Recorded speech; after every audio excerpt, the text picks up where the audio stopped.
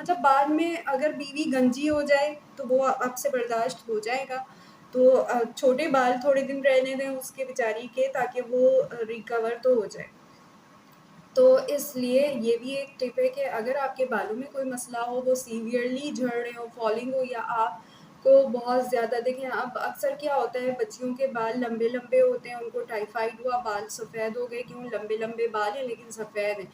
उम्र उनकी teen age 20s में आ रही है लेकिन उनके बाल सफ़ेद हैं। क्या जी? वो हमें टाइफाइड हुआ था इसलिए बाल सफ़ेद हो गए।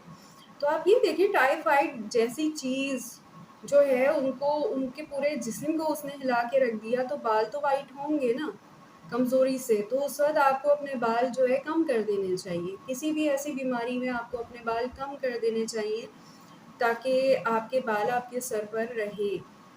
बाल हमेशा फिर से आ जाते हैं, और सिर्फ़ ये शर्त है कि बाल आपके सेहतमंद हो। तो मेरे बालों में जब ऐसी फंगस हुई, तो मैं जो अपनी प्रोटीन ट्रीटमेंट कर सकती थी उससे तो मैं हाथ धो बैठी। जो मैं ऑयल बनाकर अपने बालों में यूज़ करती थी उस वक़्त, उससे भी मैं हाथ धो बैठी, क्योंकि मैं फिर अपने सर पे जो भी यूज़ कर रही थी वो फिर मेरे फंगल इन्फेक्शन बढ़ता था, खुजली भी होती थी, और मैं जो है उसको बिल्कुल भी बियर नहीं कर सकती थी। और बालों का फॉलिंग तो ऐसा था कि मेरे बाल जो है वो अभी आप देखें, ये हिस्सा माशाल्लाह आपको सारा मेरे बाल आपको दिखेंगे कि ये मेरी जो पार्टिंग होती है वो अल्लाह का शुक्र है बिल्कुल बारीक पार्टिंग आ रही है। इसका मतलब है मेरे सर पे बाल भरे हुए हैं।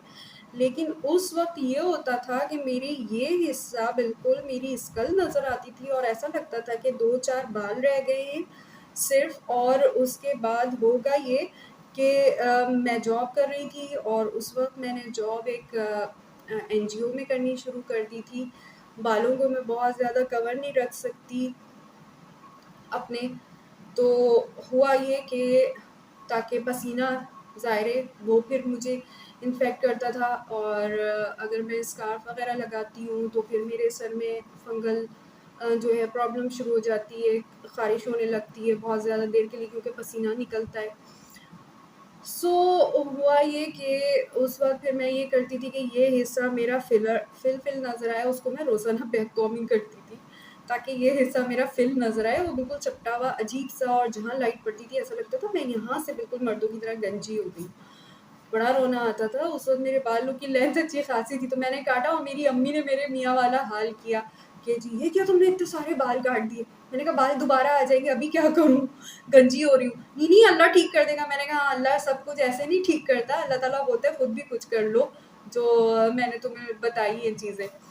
तो इस तरह से जो है वो ये हुआ कि मैंने अपने बालों को काट के, और फिर जो है रेमेडीज़ जो है वो अप्लाई करनी शुरू की। जितनी भी याद थी, जितनी भी लिखी हुई थी सारी, उसमें मैंने देखा कि क्या सूट करता है, क्योंकि ज़ाहिर है रिलैक्स होना सबसे ज़्यादा जो है वो इम्पोर्टेंट था कि इन्फ्लेमेशन ना हो, फंगल इन्फेक्शन ना बढ़े। तो उसके साथ फिर मैंने जो है वो देखा कि कुछ एसेंशियल ऑयल्स थे, जितने भी मुझे याद थे कि वो बालों के लिए बहुत अच्छे हैं, जितनी भी मुझे हर्ब्स याद थी उस वक़्त कि ये बालों के लिए बहुत अच्छी है, मिक्स करके मैंने लगाई, और उनको 1 घंटे के बाद धोना शुरू कर दिया, ताकि ये कि ज़्यादा देर धोने से उसमें प्रॉब्लम ना हो। और अल्लाह का शुक्र है 3 महीने में मेरा जो ये हिस्सा था, ये आपके सामने है आज। और ये बात मैं आप लोगों को जो बता रही हूँ, मेरे साथ जो बालों का हादसा हुआ था, ये हुआ था 2011-12 के दरमियान। और समझिए उसके बाद 2012 के एंड तक मेरे बाल मेरे सर पे भर चुके थे 3 महीने में, अल्लाह का शुक्र है। और लेंथ जो है वो रफ़्तार इतनी तेज़ हो गई थी मेरे बालों की कि माशाल्लाह पहले अगर मेरे बाल 1 महीने में 1 इंच बढ़ते थे, तो वो 1 महीने में 2 इंच बढ़ने लगे। तो ये होता था। उसमें फिर स्किन पे भी यही हुआ कि स्किन पे फिर मैंने प्रोडक्ट्स अप्लाई की, और उसके बाद शुरू-शुरू में मैंने ऑरिफ्लेम की प्रोडक्ट, जब मैंने ऑरिफ्लेम जॉइन किया, तो ऑरिफ्लेम की हमारी प्योर स्किन की रेंज है एक्ने के लिए मेडिकेटेड स्किन रेंज है वो अप्लाई की, तो उससे 50% मुझे मज़ीद फ़ायदा हुआ। और लेकिन ये था कि वो मेरे बजट में हमेशा नहीं आ सकती थी, क्योंकि मैं एक मिडिल क्लास, बल्कि लोअर मिडिल क्लास आप कह सकते हैं पर्सन हूँ। कोई बहुत ज़्यादा जो है वो नवाबज़ादी नहीं हूँ। तो मेरा बजट मुझे देखना पड़ता था, और वो मुझे प्रोडक्ट जो है 5-6 हज़ार की मंथली मुझे हर हाल में चाहिए होती थी कि मैं अपना जो है केयर कर सकूँ चेहरे की। लेकिन वो बहुत ज़बरदस्त प्रोडक्ट्स थी, चलती बहुत थी, वो ऐसे मैनेज हो जाती थी कि अगर हम एक उसका रिफ़्रेशिंग मास्क लेंगे, रिफ़ाइनिंग फ़ेस वॉश है हमारा प्योर स्किन का, तो वो लेंगे, तो वो अगर आप यूज़ करेंगी सही से, ठीक है, जितनी रिक्वायर्ड है, क्योंकि ऑर्गेनिक प्रोडक्ट है, कंसंट्रेटेड प्रोडक्ट है, वो इतनी यूज़ नहीं करनी पड़ती जिस तरह से हमारे इश्तिहारों में बहा-बहा के यूज़ कराना सिखाया जाता है। वो सिर्फ़ एक मार्केटिंग टेक्निक्स होती है कि प्रोडक्ट जब ज़्यादा यूज़ होंगी, ज़्यादा बहाई जाएँगी, तो ज़्यादा जल्दी ख़त्म होंगी, तो मार्केट में जो एक प्रोडक्ट आपकी 3 महीने चल जाएगी या 1 महीना चल जाएगी, वो 1 हफ़्ता चलेगी, ख़त्म होगी और आपको दोबारा लेना पड़ेगा, तो मार्केट का ज़ाहिर है मुनाफ़ा है उसमें। तो वो इसलिए एक हमारी साइकोथेरेपी की जाती है थ्रू द एडवर्टाइज़मेंट। तो हम यही समझते हैं कि जी टूथपेस्ट भी वो पूरा यूँ जब तक प्यारा सा नहीं निकलेगा, जब तक हमारे दाँत साफ़ नहीं करेंगे। तो ये चीज़ें जो है एक तो केमिकल कंटेंट्स होती हैं, और एक्स्ट्रा बॉडी में जाकर ये जल्दी से डिटॉक्सिफ़ाई भी नहीं होती है, जिस्म से ख़ारिज भी नहीं होती है, और जिस्म में स्टोर होकर और नुकसान देती हैं। तो जितनी जिस चीज़ की रिक्वायर हो उतनी यूज़ करना सीखें। तो अगर आप ऑर्गेनिक या हर्बल कॉन्सन्ट्रेटेड प्रोडक्ट्स होती हैं, उनको सही क्वांटिटी में यूज़ करेंगे, तो वो 4 से 5 महीने आराम से चल जाती हैं। तो यही होता था कि जितनी रिक्वायर्ड होती थी उतना मैं यूज़ करती थी, तो आराम से मेरा फेस वॉश जो है 4-5 महीने चल जाता था। फिर मैं दूसरे मंथ दूसरी प्रोडक्ट ख़रीद लेती थी, तो इस तरह मेरा बजट जो है वो मेंटेन हो जाता था। But there is a lots of product to use to keep recover to my skin that time. So उसके बाद फिर ये हुआ कि मैंने ख़ुद से कोशिशें की कि कुछ नेचुरल चीज़ों को मैं जो है ट्रांसफ़ॉर्म करती जाऊँ इसके साथ। और सबसे बड़ी बात ये होती है कि जब आप नेचुरल चीज़ें ऑर्गेनिक प्रोडक्ट के साथ या मेडिकेटेड प्रोडक्ट के साथ यूज़ करते हैं, तो वो आपको रिएक्ट नहीं करती।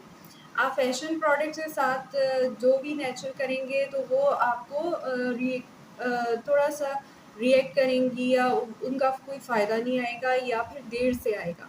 मुझे बहुत सारी ख़वातीन हज़रात जब ये बात बोलते हैं कि हमें आपकी प्रोडक्ट से फ़ायदा नज़र नहीं आ रहा, तो उसकी वजह जब मैं उनसे हिस्ट्री पूछती हूँ, तो वो ये होती है कि उन्होंने ऐसी प्रोडक्ट्स बहुत ज़्यादा यूज़ की होती हैं जिनमें चीप केमिकल्स होते हैं। तो जितने ज़्यादा अरसे आपने कोई केमिकल यूज़ किया है जो आपकी बॉडी में है मौजूद, तो वो उतना ही जो हमारी प्रोडक्ट, या जो लोग ऑर्गेनिक प्रोडक्ट पे काम कर रहे हैं, या जो लोग नेचुरल हर्बल प्रोडक्ट पे काम कर रहे हैं, वो आपको थोड़ा देर से फ़ायदा देगा।